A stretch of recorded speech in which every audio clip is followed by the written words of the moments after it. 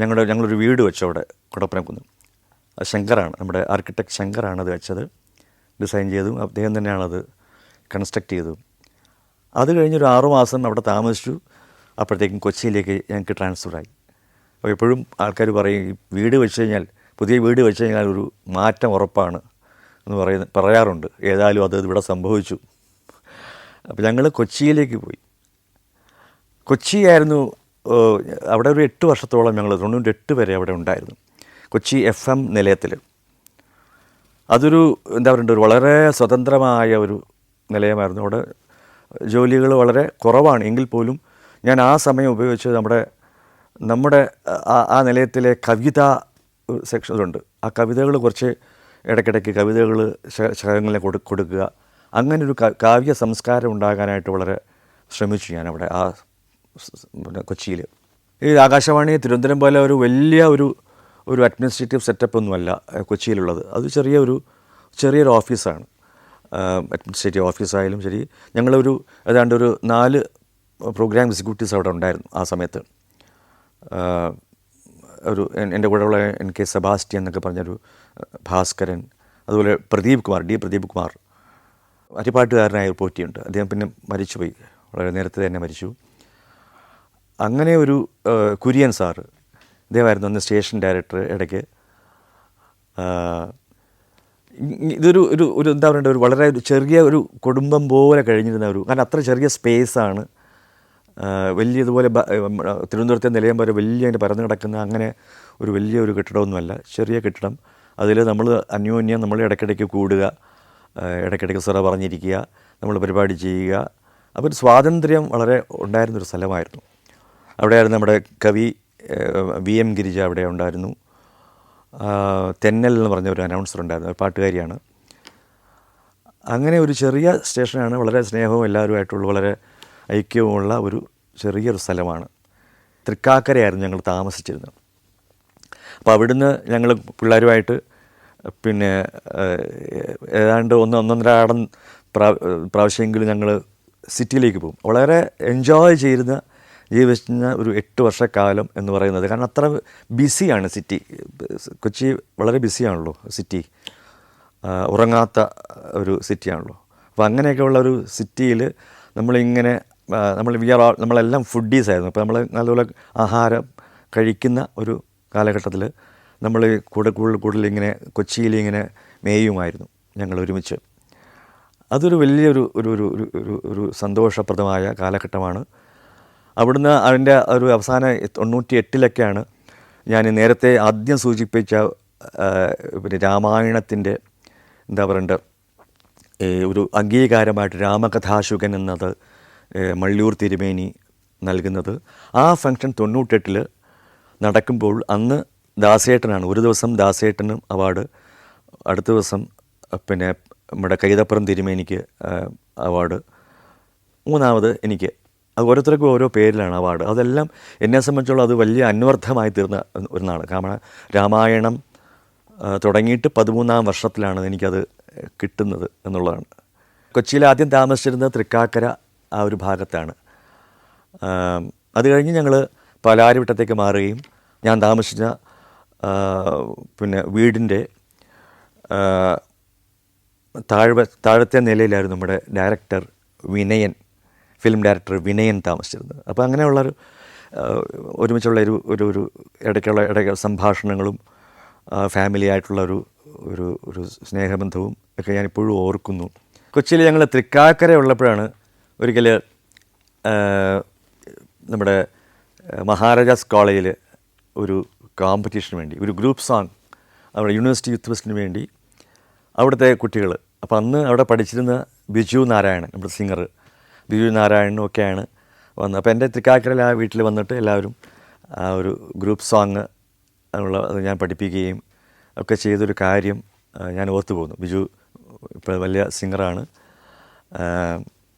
അത് ഈ തൃക്കാക്കര അല്ലെങ്കിൽ ആ ഒരു അമ്പലത്തിൻ്റെ സമീപത്തിൽ വസിക്കുന്ന സമയത്ത് യൂണിവേഴ്സിറ്റി അവിടെ അടുത്താണല്ലോ, കൊച്ചി യൂണിവേഴ്സിറ്റി. അപ്പോൾ കൊച്ചിയിൽ നിന്ന് നമുക്ക് കച്ചേരിക്ക് ഏറ്റവും അടുത്ത ചില സ്ഥലങ്ങളുണ്ട്. അതായത് ചേർത്തലയിൽ അനവധി ക്ഷേത്രങ്ങളുണ്ട്. അനവധി കച്ചേരികൾ അവിടെ നടക്കുന്ന ഒരു സ്ഥലമാണ് ചേർത്തല. അപ്പോൾ അവിടെ നമ്മുടെ പിന്നെ വയലിനിസ്റ്റ് ഒരു ശിവാനന്ദ സാറുണ്ട്, ചേർത്തല ശിവാനന്ദൻ. അദ്ദേഹം ചില കച്ചേരികൾക്ക് എന്നെ വിളിക്കും. ഒരു സീസൺ ആയിക്കഴിഞ്ഞാൽ ധാരാളം കച്ചേരികൾ ചേർത്തല ഭാഗത്ത് ഒക്കെ ഞാൻ അക്കാലത്ത് നടത്തിയിട്ടുണ്ട്. അപ്പോൾ ഒത്തിരി നമ്മുടെ എന്നോടൊപ്പം ചേർത്തല മാത്രമല്ല, ഇവൻ തൃശ്ശൂർ വരെ നമ്മൾ കച്ചേരികളിങ്ങനെ നടത്തിയിരുന്ന ഒരു കാലഘട്ടം ആണ് ആ 8 വർഷം. ആകാശവാണി കിട്ടുന്ന ചില എക്സ്പീരിയൻസും ചില ശീലങ്ങളുമുണ്ട്.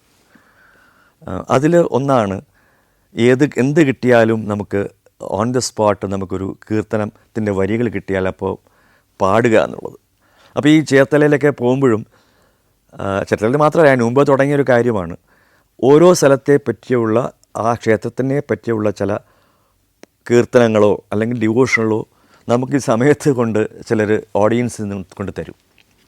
അത് വലിയ ചലഞ്ചാണ്. അപ്പോൾ അത് നമുക്ക് ഈ ആകാശവാണി ശീലം ഉള്ളതുകൊണ്ട് ഇത് കാണുമ്പോൾ ഞാൻ ദക്ഷിണാമൂർത്തി സ്വാമിയെ മനസ്സിൽ സ്മരിക്കും. നമ്മളൊന്ന് ഒറ്റയടിക്ക് നോക്കും, ഇത് താളത്തിൽ നിൽക്കുന്നതാണോ എന്ന് ഒരു നോട്ടം നോക്കും. ഇല്ലെങ്കിൽ നമ്മൾ കുഴഞ്ഞു പോകും. പകുതി വഴിക്ക് വെച്ച് നമ്മൾ എവിടെയെങ്കിലുമൊക്കെ ഒരു മുടന്തി പോവും. അതുകൊണ്ട് ഒറ്റയടിക്കൊന്ന് നോക്കും, പറ്റുന്നതാണോ എന്ന് നോക്കിയിട്ട് ഏതെങ്കിലും പ്രശ്നമുണ്ടെങ്കിൽ അവിടെ നമ്മൾ നോട്ട് ചെയ്യും. അവിടെ നമ്മളൊന്ന് അഡ്ജസ്റ്റ് ചെയ്ത് ഒഴുക്കമട്ടിൽ വിടും. പക്ഷേ അവിടെ ഇത് പാടുമ്പോൾ അവരുടെ അവിടുത്തെ ഉള്ള ഭക്തന്മാരുടെ ഒരു സന്തോഷം, കാരണം അവരുടെ ദേവിയെ പറ്റിയോ അല്ലെങ്കിൽ അവരുടെ ദേവനെ പറ്റിയോ ഉള്ള ഒരു പാട്ടാണ് എന്നുള്ള തോന്നൽ അവർക്കുണ്ട്. അപ്പോൾ ചിലപ്പോൾ ഞാനിത് ഇത്തരം പാട്ടുകൾ നേരത്തെ കിട്ടിയാൽ ആദ്യമേ തന്നെ പാടാറുണ്ട്. കാരണം അവരുടെ ഒരു സപ്പോർട്ട് നമുക്ക് കച്ചേരിക്ക് ആവശ്യമാണ്. പിന്നെ ഇത് അവരുടെ ആദ്യമേ പാടിക്കഴിഞ്ഞാൽ ആ ക്ഷേത്രത്തിനെ പറ്റിയുള്ള ഒരു ഗാനം ആദ്യമേ പാടാൻ പറ്റിയാൽ അത് നല്ലൊരു തുടക്കമായിരിക്കും. കാരണം അങ്ങനെ ഓരോ പ്രദേശത്തെ ഉള്ള ഒരു ഇതുണ്ടല്ലോ, എൻ്റെ ദേവി, എൻ്റെ ദേവൻ, ആ ദേവനെ പറ്റിയുള്ളൊരു പാട്ട്. അപ്പോൾ അത് പാടുക എന്ന് പറയുന്നത് എപ്പോഴും അവർ അതിനുമായിട്ട് റിലേറ്റ് ചെയ്യും. ആ പാട്ടിനെയും ആ ദേവിയോ ആയിട്ട് റിലേറ്റ് ചെയ്യുക എന്നുള്ളൊരു പൊതു സ്വഭാവമാണ് മനുഷ്യരുടെ. കൊച്ചിയിലുള്ള സമയത്താണ് രാമായണത്തിൻ്റെ കാസറ്റ് റെക്കോർഡിങ്സ് തുടങ്ങുന്നത്. അത് ജോണി സാഗരി, ആദ്യം CBS എന്ന് പറഞ്ഞ കമ്പനി, പിന്നീട് എല്ലാ കാണ്ഡങ്ങളും ജോണി സാഗരിയാണ് ചെയ്തത്. അത് വലിയൊരു സംഭവമായിരുന്നു. കാരണം അത് ഈ ആകാശവാണിയിൽ തുടർന്ന കാര്യം വീണ്ടും അത് കമേഴ്ഷ്യലായിട്ട് ജനങ്ങളിലേക്ക് എത്തിക്കാനായിട്ടുള്ളൊരു മാധ്യമം കാസറ്റായിരുന്നു പിന്നീട്. അത് വലിയൊരു ഹിറ്റായിരുന്നു അത്. അവിടുത്തെ FM സ്റ്റേഷനിലും, കാരണം FM എന്ന് പറയുമ്പോൾ നമുക്കറിയാം നല്ല ക്വാളിറ്റി ഓഫ് ബ്രോഡ്കാസ്റ്റാണ്. ആ FM നിലയത്തിൽ നമ്മൾ രാമായണം ഇതുപോലെ നമ്മൾ പ്രക്ഷേപണം ചെയ്തു. അന്ന് പക്ഷേ വേറെ എന്നോടൊപ്പം വായിക്കാൻ വേറെ ആരുമില്ല, ഞാൻ ഒറ്റയ്ക്കാണത്. ഈ 31 ഡേയ്സും കുറച്ച് കൂടുതൽ ഡ്യൂറേഷനുമുണ്ട് അവിടെ. അപ്പോൾ അങ്ങനെ എനിക്ക് തോന്നുന്നു ½ ആൻ അവർ അന്ന് ഉണ്ടായിരുന്നു. ഓരോ ദിവസവും 30 മിനിറ്റോളം സമയം നമുക്ക് രാവിലെ ഉണ്ടായിരുന്നു. അത് വലിയൊരു എക്സ്പീരിയൻസ് ആയിരുന്നു. കാരണം മറ്റിടത്തൊക്കെ 12 മിനിറ്റൊക്കെ ഉള്ളൂ. അപ്പോൾ ഇവിടെ വീണ്ടും ആ കൊച്ചി പ്രദേശത്തൂടെ ഈ രാമായണം കൊച്ചി നിവാസികളെ കേൾപ്പിക്കാൻ സാധിച്ചു. അവിടെ വീണ്ടും അതിനൊരു പ്രചാരം സിദ്ധിച്ചു എന്നുള്ളത് വലിയൊരു കാര്യമാണ്. അപ്പോൾ ഇതിൻ്റെ തുടർച്ച എന്ന് പറയുന്നത് ഇങ്ങനെ രാമായണ തുടർച്ച ഇങ്ങനെ കൊച്ചിയിൽ വരെ എത്തി, കോഴിക്കോട് തുടങ്ങി തിരുവനന്തപുരം, വീണ്ടും കൊച്ചി, അങ്ങനെ 8 വർഷക്കാലം. എനിക്കൊന്ന് ഏറ്റവും കൂടുതൽ ആകാശവാണിയിൽ കാലം ചെലവഴിച്ചത് കൊച്ചി ആയിരുന്നു. സത്യം പറഞ്ഞാൽ അവിടുന്ന് 98 എനിക്കൊരു ASD അസിസ്റ്റൻറ്റ് സ്റ്റേഷൻ ഡയറക്ടറായിട്ടൊരു പ്രൊമോഷൻ കിട്ടി. അത് ജോയിൻ ചെയ്തിട്ട് തിരുവനന്തപുരത്താണ്, വീണ്ടും തിരുവനന്തപുരത്തേക്ക്. അപ്പോൾ അത് വലിയ താല്പര്യമില്ലായിരുന്നു പോകാനായിട്ട്. കാരണം കൊച്ചി പോലെ ഒരു ബിസിയായ ഒരു സ്ഥലത്ത് നിന്ന് വീണ്ടും കുറച്ചുകൂടെ എന്താ പറയേണ്ട ഒരു കമേഴ്ഷ്യൽ അല്ലാത്തൊരു സ്ഥലത്തേക്ക് പോകുമ്പോൾ എങ്ങനെയായിരിക്കും നമ്മുടെ മനസ്സിൽ ആ സ്ഥലവുമായിട്ട് പൊരുത്തപ്പെടുക എന്നുള്ളത്. കാരണം 8 വർഷം നമ്മളിവിടെ അങ്ങനെ പൊരുത്തപ്പെട്ടിരിക്കുകയാണ് ആ ഒരു ലൈഫുമായിട്ട്. ഇതൊക്കെയാണ് നമ്മൾ ഈ ജോലിയുടെ മാറ്റത്തിലുണ്ടാകുന്നൊരു പ്രശ്നം. ഒരു ഘട്ടത്തിൽ ഞാൻ വിചാരിച്ചു ഇനി അത് പ്രമോഷൻ ഇല്ലാണ്ട് അത് നിരസിച്ചിട്ട് ഇവിടെ കൊച്ചിയിൽ ഇരിക്കാം എന്നിങ്ങനെ വിചാരിച്ചു. പക്ഷേ പിന്നെ അൾട്ടിമേറ്റായിട്ട് കുറച്ച് നാളെടുത്തു അത് അക്സെപ്റ്റ് ചെയ്യാനായിട്ട്. ഒരു 3 മാസത്തോളം സമയമെടുത്തു. അതിനിടയ്ക്കാണ് ഈ പറയുന്ന അതിനടുത്താണ് മള്ളിയൂർ ക്ഷേത്രം. അപ്പോൾ അവിടേക്ക് പോയി അവാർഡും കാര്യങ്ങളൊക്കെ കഴിഞ്ഞിട്ട് നമ്മളൊന്ന് തീരുമാനിച്ചു, ഓക്കെ എന്നാൽ പോയി കളയാം, അപ്പോൾ ഇവിടെ വരുമ്പോഴത്തേക്കും തിരുവനന്തപുരത്ത് നമ്മുടെ പിള്ളേരുടെ അഡ്മിഷൻ ഇതെല്ലാം ഒരു ചോദ്യചിഹ്നമാണ്. അക്കാലത്ത് വലിയ പാടാണ് കിട്ടാനൊക്കെ. അപ്പോൾ ഇവിടെ ഭാഗ്യത്തിന് സെൻറ്റ് തോമസ് സ്കൂളിൽ അതിൻ്റെ അന്നത്തെ ചീഫ് പേട്രനാണെന്ന് തോന്നുന്നു നമ്മുടെ IG അലക്സാണ്ടറാണ് അവിടെ വീണ്ടും രക്ഷകനായി എത്തിയത്. ഞങ്ങളിവിടെ വെച്ചിട്ട് വീട് വെച്ചിട്ട് പോയതാണ്. 90-ൽ കൊച്ചിയിലേക്ക് മാറിയതാണ്. തിരിച്ചു വന്ന് വീടൊക്കെ നമ്മൾ വാടകക്കാർക്ക് കൊടുത്തിരുന്നത് ഒക്കെ നമ്മൾ ഒഴിപ്പിച്ച് നമ്മൾ അവിടെ താമസിക്കുകയും ഒക്കെ ചെയ്തു. ഇവിടെ ഈ ഒരു കാലഘട്ടം എന്ന് പറഞ്ഞത് വളരെ കുറച്ച് സംഭവ ബഹുലമായ കാലഘട്ടമായിരുന്നു എന്നുള്ളതാണ്. കാരണം ഇവിടെ ഈ ആകാശവാണിയെ സംബന്ധിച്ചോളം വെളിയിൽ പരിപാടി നടത്താൻ പോകുന്നത് പെർമിഷൻ വേണമെന്നാണ് ഒഫീഷ്യലി. നമ്മൾ എല്ലാത്തിനും ഒന്നും നമുക്ക് പെർമിഷൻ മേടിക്കാനോ ഒന്നും സാധിക്കില്ല. It is not possible. അത് നടക്കാത്ത കാര്യമാണ്. എഴുതി കൊടുത്താൽ പിന്നെ അതിന് 100 കൂട്ടം ചോദ്യങ്ങളാണ്, എന്തിനാണ് എന്നൊക്കെ. അപ്പോൾ നമ്മൾ ആ കാലഘട്ടത്തിലാണ് കൈരളി TV-യിൽ രാഗോത്സവം എന്ന പരിപാടി ഏതാണ്ട് 99-2000 മുമ്പാണ് ആ പരിപാടി തുടങ്ങുന്നത്. രാഗോത്സവം എന്ന പരിപാടിക്ക് ആയിട്ട് എന്നെ ക്ഷണിക്കുകയും അതിൽ എന്നോടൊപ്പം M. ജയചന്ദ്രനാണ് എൻ്റെ പേര് സജസ്റ്റ് ചെയ്യുകയും അത് ഞങ്ങൾ ഒരുമിച്ച് അതിനെ പിന്നെ ആ ഒരു പരിപാടി കമ്പയർ ചെയ്ത് പാടി. അപ്പോൾ ഒരുമിച്ച് ആ ഉള്ള പാട്ടിലൂടെയാണ് ഞങ്ങളുടെ ഒരു സ്നേഹബന്ധത്തിൻ്റെ തുടക്കം. ഞങ്ങൾ പിന്നീടും ഇപ്പോഴും ഞങ്ങൾ വർഷത്തിൽ 1-2 പ്രാവശ്യമെങ്കിലും ഞങ്ങൾ ഒരുമിച്ച് കൺസേർട്ട് നടത്താറുണ്ട്.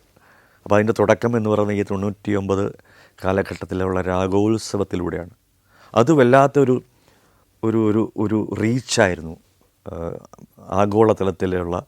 കാരണം ഇങ്ങനെയുള്ള ഈ എന്താ പറയുക ഫിലിം സോങ്സ്, ഒരേ രാഗത്തിലുള്ള സിനിമാ പാട്ടുകളും അതിലുള്ള കീർത്തനങ്ങളും ഒക്കെ നമ്മൾ അതിനെപ്പറ്റിയൊക്കെ വിശദീകരിച്ച് ആ രാഗത്തിനെ പറ്റി ഒരു ധാരണ കൊടുത്ത് അതിൻ്റെ ഒരു ചരിത്രം പറഞ്ഞ് അതിൻ്റെ ഒരു കോമ്പസിഷൻസ് നമ്മൾ പിന്നെ നമ്മൾ രണ്ടുപേരും കൂടെ പാടി ആ രാഗം നമ്മൾ രണ്ടുപേരും വിശദമായി പാടി അങ്ങനെയൊക്കെ ഉള്ളൊരു പരിപാടി വളരെ എന്താ പറയുക വളരെ ക്വാളിറ്റിയുള്ളൊരു പരിപാടി കൈരളിയിലൂടെ വന്നപ്പോൾ അതിന് ആ ഒരു ട്രെൻഡ് തന്നെ മാറി. പിന്നീട് ഓരോ രാഗ ബേസ്ഡ് ആയിട്ടുള്ള ഫിലിം സോങ്സ് കാസറ്റ്സ് ഇറങ്ങുന്ന ഒരു കാലഘട്ടം പിന്നീട് വന്നു കുറച്ച് നാൾ കഴിഞ്ഞിട്ട്. അപ്പോൾ ഇതൊരു ട്രെൻഡായിരുന്നു. അത് എവിടെ ചെന്നാൽ ഈ പരിപാടിയെ പറ്റിയുള്ള ഒരു പുകഴ്ത്തലും ഒക്കെ നമ്മൾ കുറേ കേട്ടു. നമ്മൾ ഒരുമിച്ചുള്ള പരിപാടിക്ക് പലപ്പോഴും പോകുമ്പോഴും ഇതൊക്കെ കേൾക്കാറുണ്ട്, ആൾക്കാരുടെ അപ്രിസിയേഷൻ. അത് വലിയൊരു ചേഞ്ചായിരുന്നു ഞങ്ങളുടെ കരിയറിലൊരു. പിന്നീട് ജയചന്ദ്രൻ വളരെ ഫിലിമിൽ വളരെ ബിസിയായി മാറുകയൊക്കെ ചെയ്ത് ഈ ഒരു പരിപാടിയിലൂടെയാണ് ആ ഒരു ലൈം ലൈറ്റിലെത്തിയത്. Saudi Arabia, United Arab Emirates, Kuwait. സഞ്ചാരം വോള്യം നമ്പർ 20. ഫുൾ HD-യിലുള്ള അപൂർവ ദൃശ്യയാത്രാ വിവരണ ശേഖരം ഉടൻ സ്വന്തമാക്കാൻ സഞ്ചാരം എന്ന് SMS ചെയ്യൂ. ഫോൺ 9995444222. ഈ രാഗോത്സവത്തിൻ്റെ പ്രൊഡ്യൂസർ അല്ലെങ്കിൽ അതിൻ്റെ സ്പോൺസർ എന്ന് പറയുന്നത് അറ്റ്ലസ് രാമേന്ദ്രൻ സാറായിരുന്നു. അത് വലിയൊരു കാര്യമായിരുന്നു. ഇങ്ങനെ ഒരു ക്ലാസ് പ്രോഗ്രാമിന് ഒരു പ്രൊഡ്യൂസറെ കിട്ടാൻ അല്ലെങ്കിൽ ഒരു സ്പോൺസറെ കിട്ടാൻ വലിയ പാടാണ്. അത് രാമേന്ദ്രൻ സാർ അത് വളരെ അദ്ദേഹത്തിന് താല്പര്യമുള്ളൊരു മേഖലയും ഒരു വിഷയവും കൂടി ആയതുകൊണ്ടും അദ്ദേഹത്തിന് ഇഷ്ടമുള്ളൊരു കാര്യവും കൂടെ ആയതുകൊണ്ടും ആണ് അദ്ദേഹം ഇത് സ്പോൺസർ ചെയ്തത്. അത് കുറേ വർഷം അതങ്ങനെ പോയി. ഇതിൻ്റെ പ്രൊഡ്യൂസർ ശ്രീകാന്ത്, കൈരളിയിലെ പ്രൊഡ്യൂസർ, ഈ പരിപാടിയുടെ മേൽനോട്ടം വഹിച്ചത് ശ്രീകാന്ത് എന്ന ഇപ്പോഴത്തെ സിനിമയിൽ ആക്ടറുണ്ടല്ലോ ശ്രീകാന്ത്, അദ്ദേഹമാണ് ഇതിൻ്റെ പ്രൊഡ്യൂസർ ആയിരുന്നത് അന്ന്. അപ്പോൾ അന്ന് ഈ കൈരളിയിൽ കുറേ ക്ലാസിക്കൽ കൺസേർട്സിൻ്റെ മെറ്റീരിയൽ അവിടെ ഉണ്ട്. അപ്പോൾ അതിനെ എങ്ങനെ വിദഗ്ധമായിട്ട് നമുക്ക് ഉപയോഗിക്കാം എന്നുള്ളൊരു ചിന്തയിലാണ് ഇങ്ങനെ ഒരു പരിപാടിയിലേക്ക് എത്തിച്ചേർന്നത്. അന്ന് MA ബേബി സാറും ഒക്കെ ചേർന്ന് ഇങ്ങനെ ചർച്ച ചെയ്തപ്പോഴാണ് ഇങ്ങനെ ഒരു പരിപാടിയിലൂടെ രാഗാധിഷ്ഠിതമായ ഒരു പരിപാടിയിലൂടെ നമുക്കിതിനെ ഫലപ്രദമായി ഇത്തരം കൺസേർട്സിനെ നമുക്ക് എത്തിക്കാം അല്ലെങ്കിൽ ഉപയോഗിക്കാമെന്ന് ഒരു തീരുമാനത്തിലെത്തിയത്. അങ്ങനെയാണ് ഞാനും അതിനകത്ത് ഒരു ഭാഗമായി തീർന്നത്. അത് വാസ്തവത്തിൽ ജീവിതത്തിൽ എന്താ പറയണ്ടത്, ഒരു രാഗത്തെപ്പറ്റി നമുക്ക് എക്സ്റ്റെൻസീവായിട്ട് സംസാരിക്കാനും സംഗീതം എന്നുള്ള വിഷയത്തെക്കുറിച്ച് നമുക്ക് അവഗാഹമായിട്ട് കുറച്ച് കാര്യങ്ങൾ മനസ്സിലാക്കിയാൽ പോരാ, അത് സംസാരിക്കാൻ ജനങ്ങളിലേക്ക് എത്തിക്കാനുള്ളൊരു ഭാഷയും കൂടെ വേണം. അപ്പോൾ അതിനൊക്കെ ഉള്ള ഒരു വലിയൊരു കളരിയായിരുന്നു ഈ രാഗോത്സവം എന്നുള്ളത്. കേക്ക് എന്ന് പറഞ്ഞു കഴിഞ്ഞാൽ നമ്മൾ ആ രാഗത്തെപ്പറ്റി അതിൻ്റെ അനുബന്ധമായ കാര്യങ്ങൾ നമ്മൾ അന്യോന്യം ഷെയർ ചെയ്ത് പറയണം. അപ്പോൾ അത് ഒരു ചലഞ്ചായി എന്നെ സംബന്ധിച്ചോളം, കാരണം ഞാൻ സംസാരിക്കാത്ത ഒരു വ്യക്തി ആയതുകൊണ്ട് അത് വലിയൊരു ചലഞ്ചായിരുന്നു എന്നെ സംബന്ധിച്ചോളം. അവിടെയാണ് ഞാൻ അത് എന്താ പറയണ്ടത്, ഞാൻ തുടങ്ങി വെച്ച രാമായണം എന്നത് എനിക്ക് സഹായമായി വന്നത് അവിടെയാണ്. അതൊരു 3-4 വർഷത്തോളം തുടർന്നു. അത് ഉണ്ടാക്കിത്തന്ന ഒരു മൈലേജും ഉണ്ടാക്കിത്തന്ന നമുക്കൊരു സൗഹൃദങ്ങളും വളരെ വലുതാണ്. എവിടെ ചെന്നാലും ഞങ്ങൾ അതിനുശേഷം സൂര്യ കൃഷ്ണമൂർത്തിയുടെ ഓർഗനൈസേഷനായ സൂര്യ ഒരു വേൾഡ് ടൂറ് സംഘടിപ്പിച്ചു 2003-2004 ആ വേൾഡ് ടൂറിൽ ഞാനും ജയചന്ദ്രനും എന്നോടൊപ്പം ആറ്റുകാൽ ബാലസുബ്രഹ്മണ്യം, മൃദംഗം രാജേഷ്, ട്രിവാൻഡ്രം രാജേഷ്, അതായത് ആകാശവാണിയിലെ മൃദംഗിസ്റ്റാണ് അദ്ദേഹം. പിന്നെ ഞങ്ങളോടൊപ്പം കൂടിയത് രാധിക തിലക് ആണ്. അപ്പോൾ അവിടുത്തെ ഇപ്പോൾ ജർമ്മനി, അതുപോലെ ഫ്രാൻസ്, ഇറ്റലി തുടങ്ങിയ രാജ്യങ്ങൾ, പിന്നെ അവസാനം ഗൾഫിലും ഒക്കെ വന്നു. അതിനൊക്കെ പോയപ്പോഴൊക്കെ വലിയ ഒരു അവിടെ ഉള്ളവരെല്ലാം അത് കണ്ടിട്ടുണ്ട്, ഞങ്ങളെ അറിയാം. അപ്പോൾ അങ്ങനെ അത് വലിയൊരു സഹായമായിരുന്നു ആ ടൂർ, സൂര്യ ഒരു വേൾഡ് ടൂർ. ഞാനും എം ജയചന്ദ്രനും, അതായത് കുട്ടൻ, ഞങ്ങൾ ഒരുമിച്ചുള്ള പെർഫോമൻസ് എന്ന് പറയുന്നത് നമുക്ക് എപ്പോഴും ഒരു ആനന്ദം നൽകുന്ന ഒന്നായിരുന്നു. എന്താണ് കാരണം എന്ന് വെച്ചാൽ, ഞാൻ കുട്ടൻ്റെ, അതായത് ജയചന്ദ്രൻ്റെ സംഗീതം കേൾക്കുന്നു, അതിനൊരു സ്പേസ് കൊടുക്കുന്നു, അത് എൻജോയ് ചെയ്യുന്നു, ഞാൻ റിയലി എൻജോയ് ചെയ്യുന്നു. അതുപോലെ തിരിച്ചും നമുക്കൊരു സ്പേസ് അവിടുന്നും കിട്ടുന്നു, ജയചന്ദ്രനിൽ നിന്നും നമുക്ക് കിട്ടുന്നു. ഇത് ഒരു മത്സരമല്ല, ഇതൊരു എന്താ പറയുക, അന്യോന്യമുള്ള ഒരു കൺസേർട്ടിനെ എങ്ങനെ നന്നാക്കാമോ, എത്ര ലെവലിലേക്ക് അതിനെ നമ്മൾ ഉയർത്താമോ, അതിനുള്ള ഒരു ശ്രമമായിട്ട് മാത്രം അന്യോന്യം നമ്മൾ സ്പേസ് കൊടുത്ത്, ഒരു വാശിയും ഒന്നുമില്ലാതെ, ഒരു ഈഗോവും ഇല്ലാണ്ട്, സംഗീതം കൊണ്ട് എന്താണോ ഉദ്ദേശിക്കുന്നത് അത് ഈഗോ ഇല്ലാതാക്കുക എന്നുള്ളതാണ് എൻ്റെ സംബന്ധിച്ചോളം പേഴ്സണൽ അതിനുള്ളൊരു താല്പര്യം. ഇത് ജുഗൽബന്ദി എന്ന് പറഞ്ഞ ഒരു നമ്മൾ പഠിച്ച കാര്യങ്ങളൊന്നുമല്ല അവിടെ ചെയ്യുന്നത്.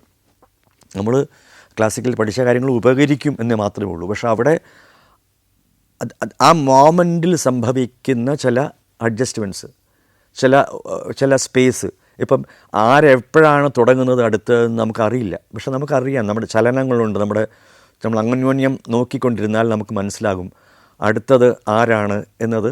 അപ്പോൾ അവിടെ ഒരു ക്ലാഷ് എന്നൊരു സംഭവമേ ഉണ്ടാവില്ല. അത് വലിയൊരു ടൈമിംഗ് ആണത്. നമുക്കറിയില്ല എന്താണ് അടുത്ത ആരാണ്, എന്താണ് പാടാൻ പോകുന്നത് നമുക്കറിയില്ല.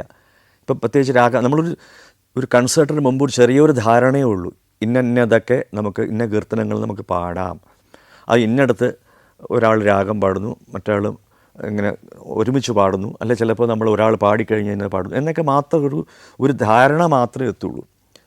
അല്ലെ സ്വരങ്ങൾ മാത്രം ഒരുമിച്ച് പാടേണ്ടത് മാത്രം നമ്മൾ അത് മാത്രം നോക്കും. അല്ലാണ്ട് ബാക്കിയെല്ലാം നമ്മൾ ഓൺ ദ സ്പോട്ട് വരുമ്പടി എന്നുള്ളതാണ്.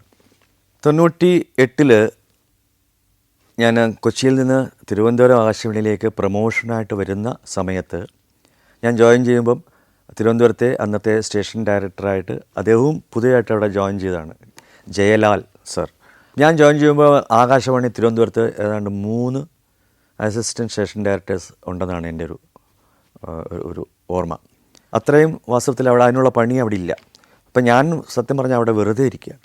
അപ്പോൾ എനിക്ക് വെറുതെ ഇരിക്കുന്ന ആകാശവാണിയിൽ ജോലി ഇല്ലാണ്ടിരിക്കുക എന്ന് പറയുന്നത് സഹിക്കാൻ പറ്റില്ല. അപ്പോൾ ഞാൻ അന്നത്തെ സ്റ്റേഷൻ ഡയറക്ടറായ ജയലാൽ അദ്ദേഹത്തോട് പറഞ്ഞു, ഇവിടുത്തെ നമുക്ക് മെറ്റീരിയൽസ് ഈ എല്ലാം ടേപ്പാണ്, അപ്പോൾ നമുക്കതെല്ലാം ഒന്ന് കമ്പ്യൂട്ടറൈസ് ചെയ്യാനായിട്ട് ഞാൻ ലൈബ്രറിയുമായിട്ട് അവരുമായിട്ട് ഇത് ചെയ്തിട്ട് ലൈബ്രറിയിലെ മെറ്റീരിയൽസ് എല്ലാം അവിടെ പോയിട്ട് ഞാൻ ലൈബ്രറിയിൽ പോയിരുന്നിട്ട് ഇതിന് ഒരു ഡിജിറ്റൽ കൺവേർട്ടർ മേടിച്ചിട്ട് ഇതിനെല്ലാം ട്രാൻസ്ഫർ ചെയ്ത് കമ്പ്യൂട്ടറിലാക്കാം, CD ആക്കാം എന്നൊരു സജഷൻ കൊടുത്തു.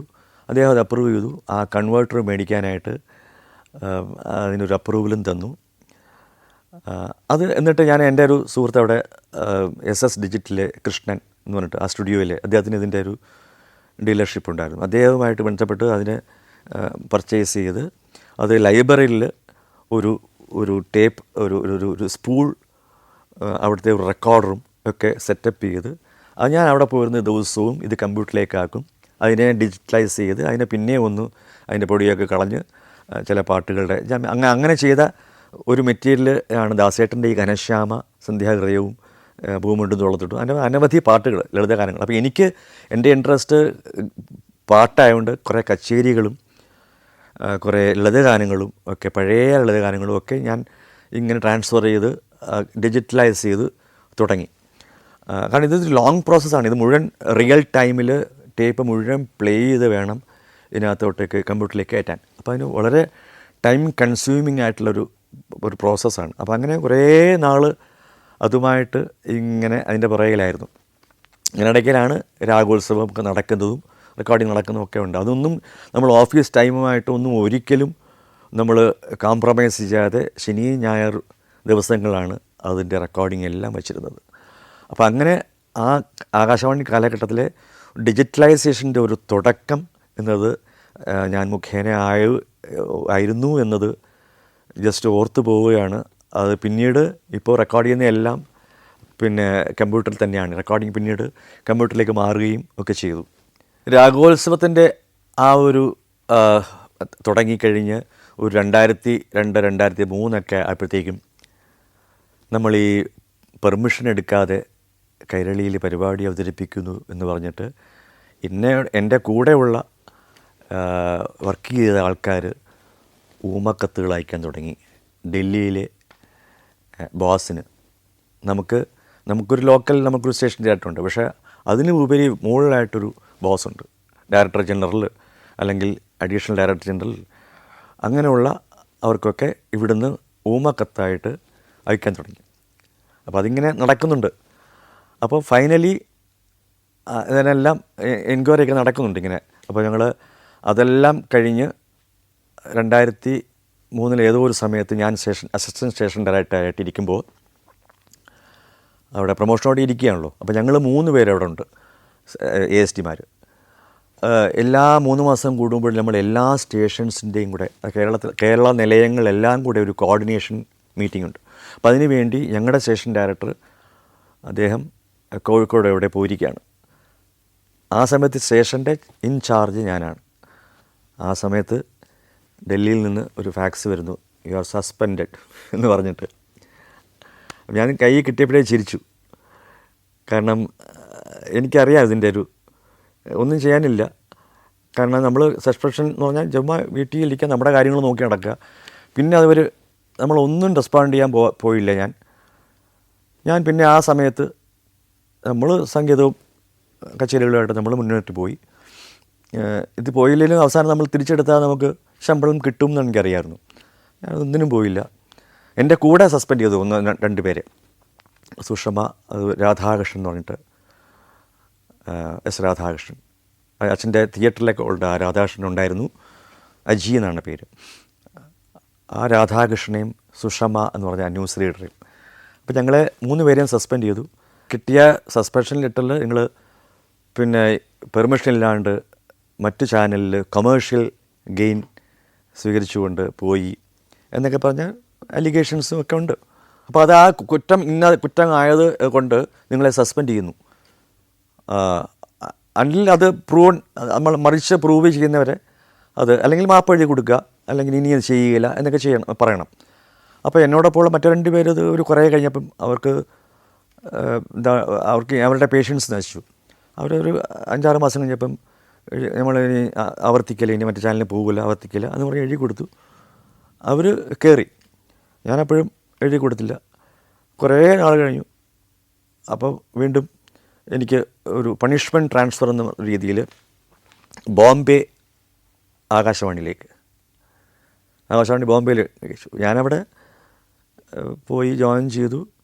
കുറച്ച് ഒരാഴ്ച വർക്ക് ചെയ്യും, അല്ല ചിലപ്പോൾ 2 ആഴ്ച അടുപ്പിച്ച് വർക്ക് ചെയ്യും, ഇങ്ങ് പോരും, ലീവ് എടുക്കും.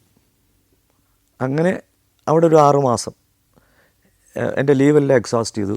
അങ്ങനെ അതും തീർന്നു. അവസാനം ഈ നടപടിക്രമങ്ങളെല്ലാം പൂർത്തിയായി, അതിൻ്റെ ഫയലൊക്കെ പൂർത്തിയായി, കാരണം തിരിച്ചെടുത്തല്ലോ. പിന്നെ അതിനെ എല്ലാ ഫയലൊക്കെ കറക്റ്റ് ചെയ്ത് എല്ലാം വന്നപ്പോഴത്തേക്കും ഞാൻ വീണ്ടും ആകാശവാണി കോഴിക്കോട്ടേക്ക് ഒരു ഒഴിവ് വന്നു. ഞാൻ കോഴിക്കോട്ടേക്ക് ചോദിച്ചു. അങ്ങനെ ഒരു റെക്കമെൻഡേഷനൊക്കെ കൊണ്ട് നമുക്കവിടെ കിട്ടി. അങ്ങനെ ഇരിക്കുമ്പോഴാണ് ഞാൻ എൻ്റെ സ്റ്റുഡിയോ അവിടെ ബിൽഡിങ് പൂർത്തിയാകുന്നത്. അത് വീട് പണി കഴിഞ്ഞു. പക്ഷേ ആദ്യമായിട്ട് ഞാൻ മാറ്റുന്നതിന് മുമ്പ് തന്നെ സ്റ്റുഡിയോ സെറ്റപ്പ് ചെയ്തു, ആ മുറി സെറ്റപ്പ് ചെയ്തു. അപ്പോൾ അവിടുത്തെ കമ്പ്യൂട്ടർ വേണം. ഞാൻ അതിനൊക്കെ ഓർഡർ ചെയ്യാനിരിക്കുകയായിരുന്നു. ചെയ്തു കഴിഞ്ഞു. SS ഡിജിറ്റൽ എന്ന് പറഞ്ഞ സ്ഥലത്ത്, നമ്മുടെ കൃഷ്ണൻ്റെ സ്ഥലത്ത് തിരുവനന്തപുരത്ത്, അവിടെ ഞാൻ ഓർഡർ ചെയ്ത് ഇരിക്കുകയായിരുന്നു. അപ്പോഴേ ഞാൻ അച്ഛൻ എന്നോട് പറഞ്ഞു, നിനക്ക് ഞാൻ ഒന്നും തന്നിട്ടില്ല. വളരെ പേഴ്സണലായിട്ടുള്ള കാര്യമാണിത്, പക്ഷേ നിങ്ങളോട് ഷെയർ ചെയ്യുന്നത് മാത്രമേ ഉള്ളൂ. ഇപ്പോൾ വർഷങ്ങൾ വളരെ കഴിഞ്ഞു. 10 വർഷം കഴിഞ്ഞു അച്ഛൻ മരിച്ചിട്ട്.